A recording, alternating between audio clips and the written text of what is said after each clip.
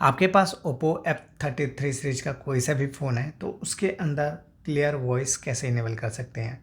अब clear voice का ये मतलब होता है कि जैसे कि आप किसी से कॉल पे बात कर रहे होते हो तो बैकग्राउंड में जो भी नॉइज़ होता है या शोर शराबा होता है वो ऑटोमेटिकली आपका फ़ोन एआई के थ्रू बंद कर देता है। सिर्फ सामने वाले को पास आपकी जो आवाज़ होती है यानी कि जब जो आप बोल रहे होगे वही आवाज़ काफ़ी क्लियरली सुनाई देगी, बैकग्राउंड का शोर शराबा नहीं सुनाई देगा।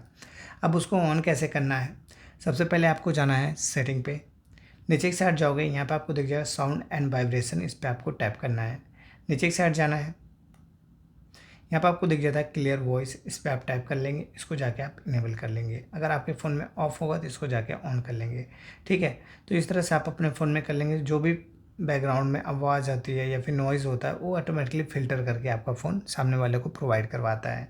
तो इस तरह से आप अपने फ़ोन में कर लेंगे। बाकी अगर वीडियो अच्छी लगती है तो लाइक कमेंट शेयर सब्सक्राइब कीजिएगा। मिलते हैं नेक्स्ट वीडियो में, तब तक के लिए बाय बाय।